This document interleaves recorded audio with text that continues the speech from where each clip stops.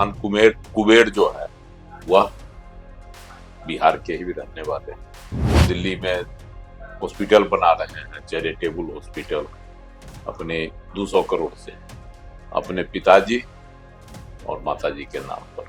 तो एनडीए यह 5वीं सीट छोड़ेगी नहीं, उसके लिए तो वह भी जोर आजमाइश करेगी। तेजस्वी यादव जब से अंदर खाने यह खबर आ गई है कि वह भी तैयारी में जुट गया है, इसीलिए इसमें धन कुबेर की एंट्री संभव है। अब वहां से क्या संकेत आया है यह तो अभी इसका खुलासा नहीं हुआ है। यही 6-3 की लड़ाई में 5वीं सीट फंसी हुई।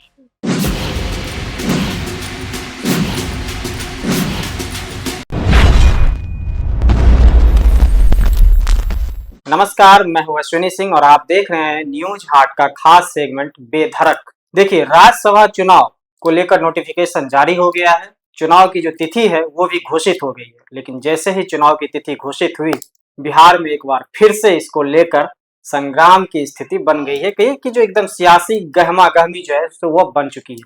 अब एक खबर अंदर से आ रही है कि राज्यसभा सीट के जो 5वीं सीट है, राज्यसभा की जो 5वीं सीट, क्योंकि 4 सीट ऐसी है जिसमें 2 जदयू और 2 भाजपा के लिए स्पष्ट तौर पे जा रही है, लेकिन एक सीट ऐसी है जिसपे जदयू और भाजपा यानी एनडीए गठबंधन और महागठबंधन के बीच, दोनों के बीच लड़ाई होगी, गहमा-गहमी होगी। और इसी बीच एक और खबर जो है अंदर की, वो ये आ रही है कि जो इस सीट के लिए 2 भूमिहारों में टकराव हो सकता है। तो इस खबर का पूरा विश्लेषण विस्तार से समझेंगे अजय सर से। अजय सर हमारे साथ मौजूद हैं, बहुत बहुत स्वागत है सर। धन्यवाद सर। 5वीं सीट को लेकर बहुत गहमा गहमी है और खबर यह भी आ रही है कि इस सीट के लिए 2 भूमिहारों में टक्कर हो जाएगी। देखिए, 5 सीट पर चुनाव होना है 16 मार्च को राज्यसभा के। अप्रैल महीने में ये 5 सीटें रिक्त हो रही। इनमें से 2 सीट है राजद का, एक सीट से जीते हैं अमरेंद्र धारी से, दूसरी सीट से जीते हुए हैं प्रेम गुप्ता, दोनों नामी। और इधर जो 3 सीट बच गया उसमें से 2 सीट से है जदयू के, एक है राज्यसभा के उपसभापति हरिवंश नारायण सिंह और दूसरी सीट पर है आपको क्या कहता है रामनाथ ठाकुर, कर्पूरी ठाकुर जी के पुत्र। एक सीट से है उपेंद्र कुशवाहा, राष्ट्रीय लोक मोर्चा के, वह भाजपा की कृपा से गए, राज्यसभा के मेंबर बने थे विवेक ठाकुर की सीट पर। विवेक ठाकुर नवादा से सांसद। तो ये गणित है राज्यसभा का। अब जो है चुनाव की तिथि भी घोषित कर दी गई, प्रक्रिया भी शुरू हो जाएगी और 16 मार्च को मतदान भी होगा अगर जरूरत पड़ी तब। चूंकि 5 सीट है, 4 सीट तो आराम से एनडीए निकाल लेगी, जिसमें 2 सीट निकल जाएगा जदयू का। और जदयू का चूंकि उसको 85 विधायक, 82 सीट चाहिए, एक सीट के लिए 41 वोट जरूरी है। तो इस परिस्थिति में वह आराम से सीट निकाल लेगा। अब 2 सीट बचा भाजपा के कोटे का, उसमें से भाजपा निकाल लेगी 2 सीट, क्योंकि उसके पास 89 विधायक है, 89 तो उसके पास भी है। अब उधर बच गए भाजपा का 38, एनडीए का 38 वोट बच जाता है, जिसमें से 19 हो गया चिराग पासवान का, 4 हो गया कुशवाहा का और 5 हो गया जितना मांझी का। और जदयू का बचता है 3 जी, और 7 इधर और इधर 7 बचता है, तो 9 गो इधर सीट हो जाता है, 10 हो जाएगा सर। 7-3-10 हो जाता है, सब मिला जुला के 38 हो जाती है। और एक सीट जीतने के लिए चाहिए 41 वोट, 3 वोट इधर घट रहा है, तो इधर अब 3 वोट का कौन जुगाड़ करते हैं उसके लिए तो बातें आती है। कभी अभी तक जो तैर रही है उसमें होता है कि चिराग पासवान अपनी मां रीना पासवान को चुनाव में उतार सकते हैं।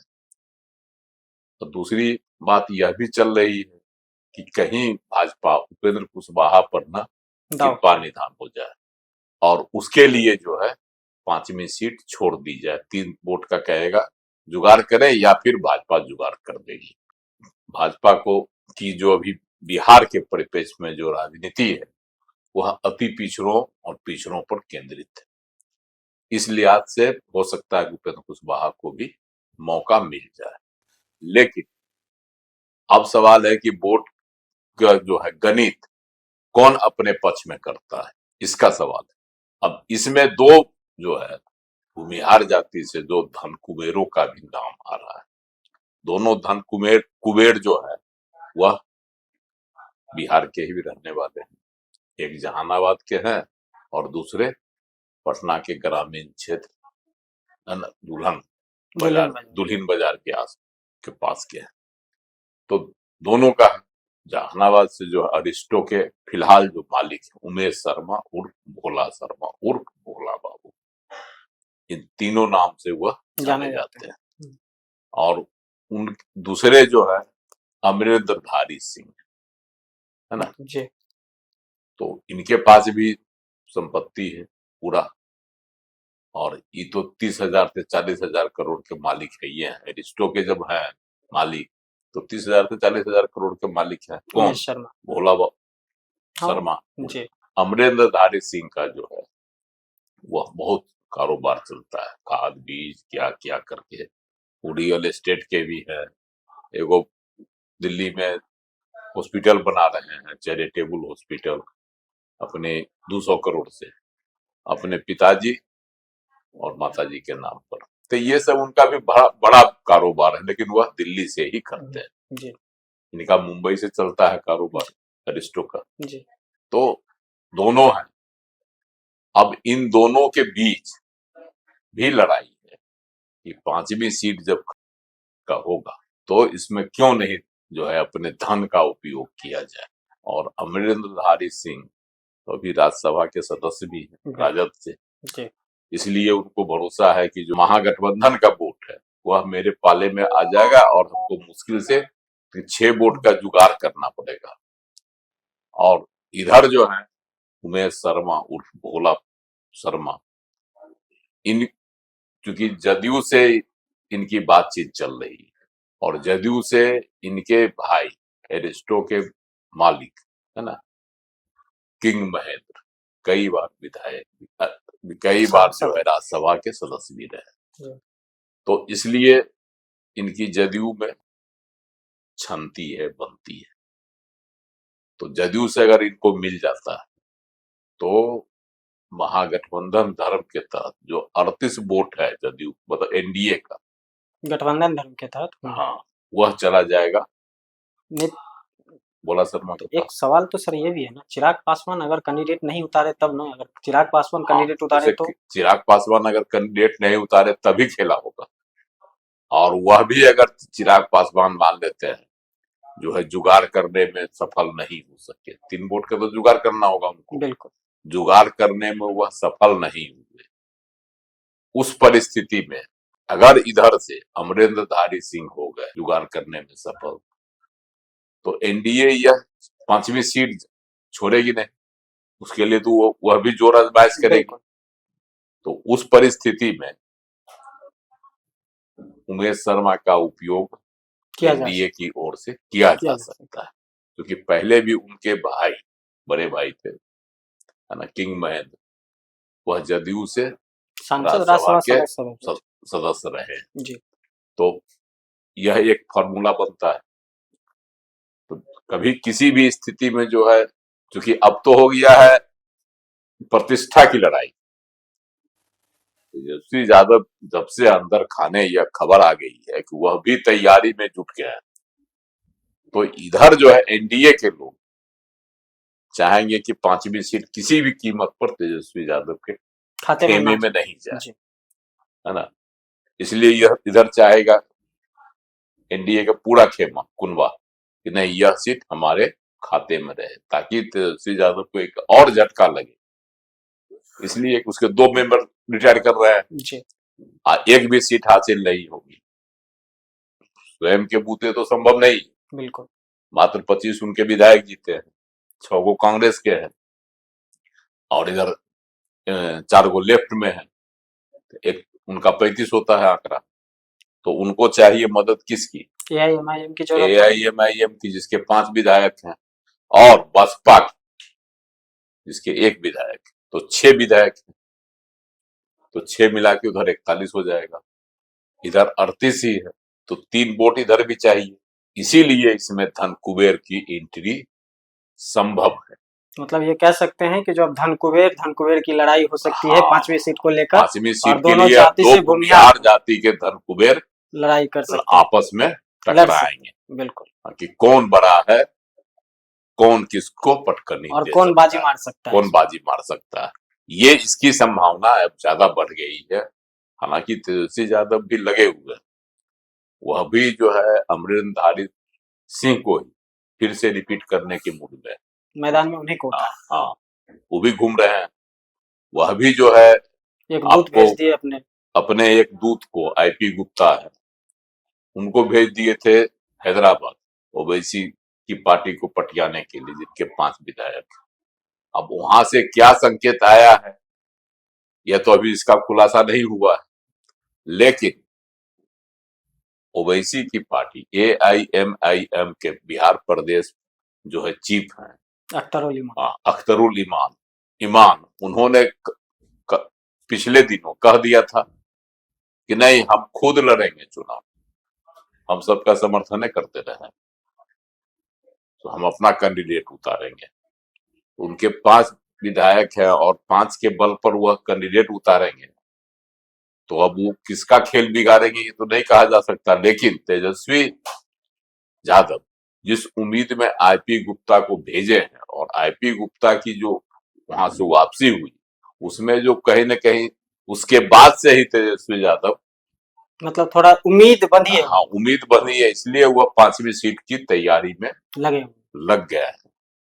तो इधर भी एक गणित है, तो इसमें एक प्रेमचंद गुप्ता है राजद के, वह भी धनकुबेर हैं, लेकिन इन दोनों की टक्कर में थोड़ा कमजोर पड़ जाते हैं। तब उनको घसकाने की कोशिश कर रहे हैं तेजस्वी झारखंड, अच्छा, है ना। वहां जो है जेएम के जो थे सुप्रीमो शिबू सोरेन, उनका निधन हो गया, जी, पूरा सभा के मेंबर थे, तो वह सीट अभी भी खाली है। जी, तो उसी सीट के लिए प्रेमचंद गुप्ता को वहां भेजा जा सकता। पहले भी वह झारखंड से राज्यसभा के सदस्य रह रहे, चुके, बिल्कुल।